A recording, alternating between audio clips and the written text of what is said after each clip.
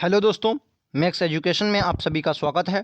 तो दोस्तों, UP police UP लेखपाल के लिए हम लोग लगातार मॉडल पेपर करते हैं जो 25 प्रश्नों का होता है। उसके अतिरिक्त अब हम आपके लिए सब्जेक्ट वाइज प्रैक्टिस करवाएंगे और आज हम पॉलिटी के महत्वपूर्ण प्रश्न देखेंगे जो आपके एग्जाम के लिए बहुत महत्वपूर्ण होने वाले हैं। यूपी पुलिस यूपी लेखपाल में 110% आपके एग्जाम में यहाँ से प्रश्न बनेगा। आज 25 प्रश्न करेंगे हम लोग पॉलिटी के। सेट नंबर पहला है तो इसको ध्यान से पढ़ेंगे।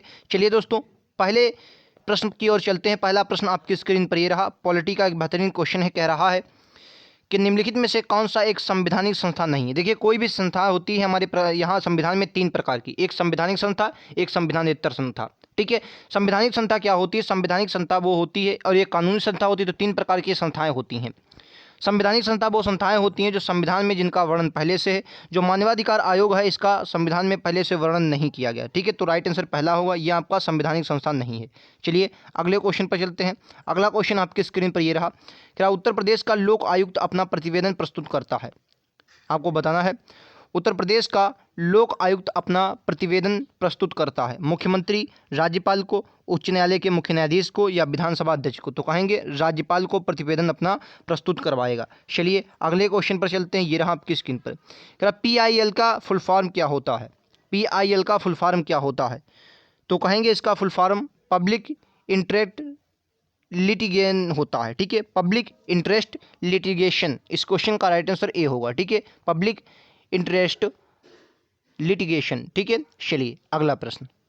क्या उच्च न्यायालय के सेवानिवृत्त जज की पेंशन कहाँ से दी जाती है? चलिए मैं आपको ऑप्शन सभी दिखा देता हूँ।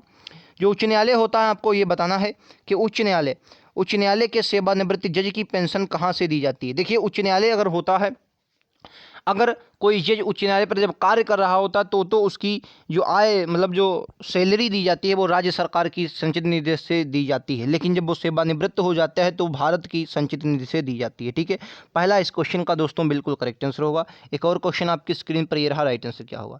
क्या योजना आयोग की स्थापना कब हुई थी? योजना आयोग की स्थापना कब हुई थी? कहेंगे योजना आयोग की स्थापना 15 मार्च 1950 को हुई थी। तीसरा इस क्वेश्चन का बिल्कुल करेक्ट और बहुत ही बेहतरीन आंसर है। नेक्स्ट प्रश्न ये रहा आपकी स्क्रीन पर। क्या राष्ट्रीय विकास परिषद की अध्यक्षता कौन करता है? जो राष्ट्रीय विकास परिषद हमारे यहाँ बनाई गई है, इसकी अध्यक्षता कौन करता है? राष्ट्रीय विकास परिषद की इस अध्यक्षता कौन करता है? तो कहेंगे भारत का प्रधानमंत्री। राष्ट्रीय विकास परिषद की अध्यक्षता कौन करेगा सर? भारत का प्रधानमंत्री। तो ये प्रैक्टिस क्लास है दोस्तों। हम 25 प्रश्न करने वाले हैं। 25 में से आपका स्कोर कितना रहता है, लास्ट में हमें ज़रूर बताएं कि 25 में से दोस्तों आपने कितना स्कोर किया है। ठीक है, 25 में से क्या स्कोर आपका रहा। इस क्वेश्चन का राइट आंसर क्या कह रहा है कि किस आयोग ने स्थायी अंतर्राज्यीय परिषद, जो अंतर सरकारी परिषद के नाम से जानी जाती है, की स्थापना का समर्थन किया था? कह रहा है किस आयोग ने स्थायी अंतर्राज्यीय परिषद, जो अंतर सरकारी परिषद के नाम से जानी जाती है, की स्थापना का समर्थन किया था? 4 ऑप्शन मैं आपको दिखा देता हूँ। पुंछी आयोग, सहकारिया आयोग, राधाकृष्ण आयोग या मोइली आयोग? तो क्या बोलेंगे सर? सहकारिया आयोग। दूसरा इस क्वेश्चन को बिल्कुल करेक्ट आंसर होगा। अगला प्रश्न ये रहा आपकी स्क्रीन पर। क्या निम्नलिखित में से कौन राष्ट्रीय विकास परिषद की रचना करते हैं? 4 ऑप्शन मैं आपको दिखाता हूं, इनमें से आपको बताना है कौन कौन इसमें शामिल होते हैं राष्ट्रीय विकास परिषद में। भारत का प्रधानमंत्री बिल्कुल होता है, आपको याद रखना, भारत का प्रधानमंत्री इसमें होता है। जो अध्यक्ष वित्त आयोग होते हैं ये इसमें नहीं होते हैं, आपको याद रखना, तो दूसरा आपका गलत हो जाएगा। तीसरा, संघीय मंत्रिमंडल इसमें शामिल होते हैं, राज्यों के मुख्यमंत्री इसमें शामिल होते हैं। ठीक है, तो हमने क्या क्या देखे, देखियो पीएम इसमें शामिल होते हैं। ठीक है, मंत्रिमंडल, जो संघीय मंत्रिमंडल होते हैं वो शामिल होते हैं, और राज्यों के जो मुख्यमंत्री होते हैं, ठीक है, मुख्यमंत्री शामिल होते हैं। तो कौन कौन हो जाएगा? 1 3 4। ठीक है, 1 3 4 इस क्वेश्चन का दोस्तों बिल्कुल करेक्ट और बहुत ही शानदार प्रश्न है। ठीक है, अगला प्रश्न कि रहा, केंद्र सरकार तथा राज्यों के मध्य आर्थिक संबंधों की विवेचना किन अनुच्छेदों में की गई है, ये आपको बताना है।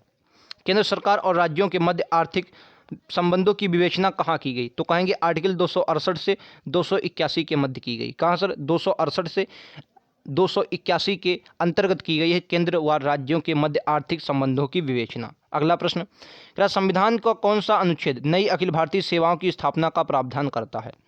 बताना है कौन सा भारत का अनुच्छेद है जो अखिल भारतीय सेवाओं की स्थापना करता है? तो कहेंगे 312। याद रखेंगे 312, तीसरा इस क्वेश्चन का बिल्कुल करेक्ट आंसर। ठीक है, अगला प्रश्न, क्या वित्त आयोग का गठन किया गया था? दोस्तों, आप किसी भी एग्जाम की तैयारी कर रहे हो, ये 25 प्रश्न आपके लिए बहुत इंपॉर्टेंट है, फिर से बता रहा हूँ। यूपी लेखपाल, यूपी पुलिस के लिए स्पेशल आपको ये याद रखना है। पॉलिटी के अच्छे खासे, देखिए कांस्टेबल में तो मैं आपको बता दूं लगभग 6 से 7 प्रश्न आपको पॉलिटी के देखने को मिलेंगे कांस्टेबल में। बाकी लेखपाल में 4 प्रश्न गारंटेड आपको देखने को मिलेंगे पॉलिटी के। ठीक है, तो आप इस क्वेश्चन को ध्यान से पढ़िए। 25 प्रश्न में से आपको 110% कोई ना कोई क्वेश्चन जरूर मिलेगा। कह रहा वित्त आयोग का गठन किया जाता है, तो आपको पता होगा हर 5वें वर्ष वित्त आयोग का गठन किया जाता है। ये बात बहुत अच्छे से आपको पता रखनी है। ठीक है, चलिए अगला प्रश्न। प्रैक्टिस क्लास है तो इस पर हम ज़्यादा जोर नहीं करेंगे, वरना आप हमारी जो मॉडल पेपर वाली क्लास होती है उसको ज़रूर देखिए। उसमें हम लोग विस्तार से चर्चा करते हैं। मॉडल पेपर 25 क्वेश्चनों का होता है, बहुत इंपॉर्टेंट होता है। कह रहा योजना आयोग की स्थापना की गई थी। योजना आयोग की स्थापना कब की गई थी? तो कहेंगे मतलब योजना आयोग की स्थापना किस प्रकार की गई थी? तो आपको हमेशा याद रखना योजना आयोग ये हमारी संवैधानिक संस्था नहीं है, फिर से बता रहा हूँ। संघीय मंत्रिपरिषद द्वारा क्या किया गया था? एक विशेष प्रस्ताव के द्वारा योजना आयोग को पारित किया। 15 मार्च 1950 को अभी हमने देखा इसकी क्या हुई थी, स्थापना हुई थी। क्लियर है? चलिए अगले प्रश्न पर चलते हैं। अगला प्रश्न आपकी स्क्रीन पर ये रहा। क्या निम्नलिखित करों में से, ध्यान से क्वेश्चन को पढ़िए, मैं आपको ऑप्शन फिर दिखाता हूँ। क्या निम्नलिखित करों में से कौन सा एक कर संघ द्वारा लगाया तथा वसूला जाता है किंतु संघ तथा राज्यों में बांटा जाता है? यानी कि लगाया सर कर किसने? लगाया और वसूला सर किसने? तो कहेंगे वसूला और लगाया तो कौन सर? केंद्र करता है, केंद्र। लेकिन बंटवारा राज्य और केंद्रों में बराबर हो जाता है। तो इस कर को हम कृषि आय के अतिरिक्त आय पर जो मतलब जो किसान होते हैं उन पर जो कृषि आय के अतिरिक्त आय कर लगाया जाता है उसी को कहते हैं। तो ठीक है, तो दूसरा इस क्वेश्चन का बिल्कुल करेक्ट आंसर होगा। ठीक है, जो आपको किसानों में जो कृषि आय के अतिरिक्त कर लगाया जाता है, आय पर उनकी लगता है, तो वो लगाता केंद्र सरकार है, वसूलता केंद्र सरकार है, लेकिन राज्य और केंद्र उसमें बराबर हिस्सेदारी लगाते हैं। अगला प्रश्न ये रहा आपकी स्क्रीन पर। क्या निम्नलिखित में से कौन सा कथन सत्य नहीं है? बहुत ही बेहतरीन पॉलिटी के ऐसे ही क्वेश्चन आपको देखने को मिलेंगे। पॉलिटी के सरल क्वेश्चन कभी नहीं एग्जाम में पूछे जाते। फिर से बता रहा हूँ, क्वेश्चन को ध्यान से पढ़िए। क्या निम्नलिखित में से कौन सा कथन सत्य नहीं है? पहला कह रहा है योजना आयोग का अध्यक्ष प्रधानमंत्री होता है। ये तो बात हमको रटी होगी। योजना आयोग का अध्यक्ष कौन होता है? प्रधानमंत्री होता है, इसको हटा देंगे। कह रहा है भारत का प्रधानमंत्री राष्ट्रीय विकास परिषद की अध्यक्षता करता है। ये भी बात बिल्कुल सही है। योजना आयोग का सचिव राष्ट्रीय विकास परिषद का सचिव होता है। ये भी बात सही, लेकिन बात आपकी ये वाली गलत है।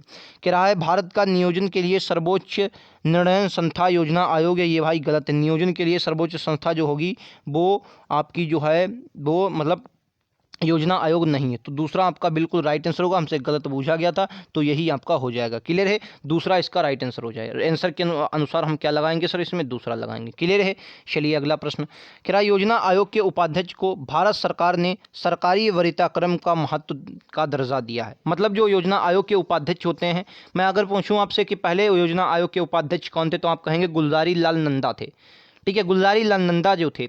अब आपको ये बताना है कि सरकारी वरीयता क्रम में उनका क्या महत्व होता है, तो आप कहेंगे कि भारत सरकार के कैबिनेट मंत्री स्तर के होते हैं। किसके सर? भारत सरकार जो होती है उसके कैबिनेट मंत्री के स्तर के समान इनका पद होता है। ये बात आपको याद रखनी है। ठीक है, ये इस क्वेश्चन का बिल्कुल करेक्ट आंसर हो। अगला प्रश्न, क्या राष्ट्रीय विकास परिषद का मुख्य संबंध था? जो राष्ट्रीय विकास परिषद है इसका मुख्य संबंध क्या था? राष्ट्रीय विकास परिषद का मुख्य संबंध क्या था?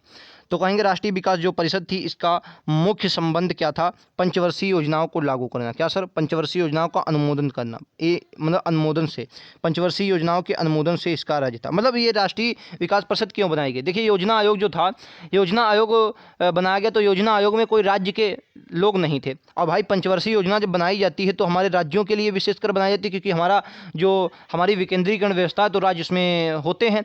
तो योजना आयोग जब संस्था थी तो उसमें राज्य का कोई हस्तक्षेप था नहीं, तो इसलिए ही राष्ट्रीय विकास परिषद का गठन इसीलिए किया गया ताकि उसमें राज्य के मुख्यमंत्री भी शामिल हो सकें। ठीक है, आपको ये बात याद रखनी है। तो राष्ट्रीय विकास परिषद इसलिए महत्वपूर्ण है। तो पंचवर्षीय योजनाओं का वह अनुमोदन करती थी कौन? राष्ट्रीय विकास परिषद। याद रखेंगे। अगला प्रश्न ये रहा आपकी स्क्रीन पर। क्या भारत के योजना आयोग के प्रथम अध्यक्ष कौन थे? उपाध्यक्ष मैंने अभी बताया कौन थे। कहेंगे पंडित जवाहरलाल नेहरू आपके पहले अध्यक्ष थे। प्रधानमंत्री जी जो भी प्रधानमंत्री होते हैं वो पहले अध्यक्ष, उस वक्त पंडित जवाहरलाल नेहरू प्रधानमंत्री थे, इसलिए वो पहले योजना आयोग के अध्यक्ष बने। 2015 में योजना आयोग का नाम बदलकर नीति आयोग कर दिया गया। ये आपको बहुत अच्छे से पता होगा। नीति आयोग के पहले अध्यक्ष पीएम मोदी बने थे। अगला क्वेश्चन ये रहा आपकी स्क्रीन पर।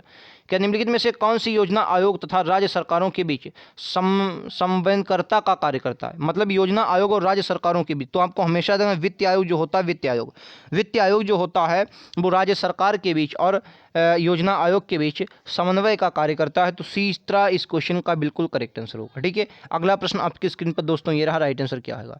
क्या भारत में संघीय वित्त आयोग का संबंध रखता है? जो भारत है, भारत में संघीय वित्त आयोग का संबंध क्या है? तो मैंने क्या होता है, राज्यों और केंद्रों के बीच वित्त का मतलब क्या होता है, जो वित्त आयोग होता है, वित्त आयोग का मुख्य कार्य यही होता है, कोई कर वसूला गया तो राज्य और केंद्रों के बीच उसका बंटवारा करना, यही वित्त आयोग का मुख्य कार्य होता है। ये बात आपको हमेशा याद रखनी है, ठीक है। चलिए अगले प्रश्न पर चलते हैं। अगला प्रश्न आपकी स्क्रीन पर ये रहा कि केंद्र व राज्यों के बीच करों की शुद्ध आय के वितरण के संबंध में निम्नलिखित में से कौन सी संस्था मूल सिद्धांत, अभी मैंने क्या बताया आपको, वित्त आयोग। वित्त आयोग होती है, याद रखेंगे, तीसरा इस क्वेश्चन का बिल्कुल करेक्ट आंसर है। क्या बोलेंगे, वित्त आयोग जो होती है राज्यों व केंद्र शासित मतलब व केंद्रों के बीच करों का बंटवारा का मूल संस्था हो जाएगी, ठीक है। चलिए अगला प्रश्न ये रहा आपकी स्क्रीन पर। राष्ट्रीय विकास परिषद के सचिव के रूप में भूमिका कौन निभाता है। सचिव वित्त मंत्रालय, तो सचिव योजना आयोग। योजना आयोग का जो सचिव होते हैं, योजना आयोग के जो सचिव होते हैं वो राष्ट्रीय विकास परिषद के सचिव के रूप में भूमिका निभाते हैं, याद रखेंगे। तीसरा इस क्वेश्चन का दोस्तों बिल्कुल करेक्ट आंसर होगा, ठीक है। चलिए अगला प्रश्न ये रहा आपकी स्क्रीन पर। क्या निम्नलिखित में से कौन वित्त आयोग द्वारा की गई सिफारिशों को संसद के प्रत्येक सदन के समक्ष रखवाता है। यानी कि जो वित्त आयोग ने कोई सिफारिश की है तो प्रत्येक सिफारिश को संसद के प्रत्येक सदन में कौन रखवाएगा, समक्ष रखवाता है भारत का राष्ट्रपति। पहला इस क्वेश्चन का बिल्कुल करेक्ट आंसर होगा, ठीक है। भारत का राष्ट्रपति जो होता है वो समक्ष मतलब संसद में कितने सदन, 2 ही सदन है हमारे, एक लोकसभा एक राज्यसभा, ठीक है। उनके समक्ष कौन रखवाता है, राष्ट्रपति रखवाता है। अगला प्रश्न, क्या सामान्य रूप से भारत में प्रति 5 वर्ष बाद वित्त आयोग की नियुक्ति की जाती है। तो आपको ये बताना है वित्त आयोग की जो नियुक्ति की जाती है, क्वेश्चन क्या कर रहा है, तो आपको बताना है केंद्र अनुदान और राज्य संघों के राजस्व में राज्यों को अंशदान निर्धारित करने के लिए, मैंने अभी आपको बताया। यानी कि केंद्र और राज्यों के बीच राजस्व निर्धारित किया जाता है, उसलिए ही वित्त आयोग का गठन किया जाता है। कुछ क्वेश्चन रिपीटेड हैं लेकिन मैंने आपको इसलिए लिए हैं कि मतलब किस किस प्रकार से क्वेश्चन बन सकता है, ठीक है, कौन कौन से प्रकार से क्वेश्चन बन सकता है याद रखेंगे। अगला प्रश्न आपकी स्क्रीन पर ये रहा, क्या निम्नलिखित में से कौन सा एक संवैधानिक निकाय नहीं है। मैंने अभी बराबर मैं आपको बता रहा हूं कि योजना आयोग जो है ये आपका संवैधानिक संस्था नहीं है। क्या सर, ये संवैधानिक संस्था नहीं है, क्लियर है। चलिए अगला प्रश्न, और आज का अंतिम प्रश्न, इसका क्वेश्चन का जवाब आप लोग हमें कमेंट बॉक्स में देंगे। 25 में से आपका स्कोर कितना रहा आप हमें ज़रूर बताएंगे। प्रैक्टिस क्लास थी, मतलब सिर्फ रिवीजन था, लेकिन रिवीजन में हमने वो क्वेश्चन कर लिए हैं जो आपके एग्जाम के लिए बहुत इंपॉर्टेंट हैं, ठीक है। योजना आयोग विशेषकर हमने राष्ट्रीय परिषद, इस प्रकार के क्वेश्चन ज़्यादा किए हैं, ठीक है। तो मिलते हैं अगले वीडियोज़ में, आज के लिए इतना ही। वीडियो पसंद आया हो तो लाइक से सब्सक्राइब करना ना भूलें, और मॉडल पेपर जो 25 क्वेश्चनों का होता है उसे ज़रूर करें, ठीक है। धन्यवाद।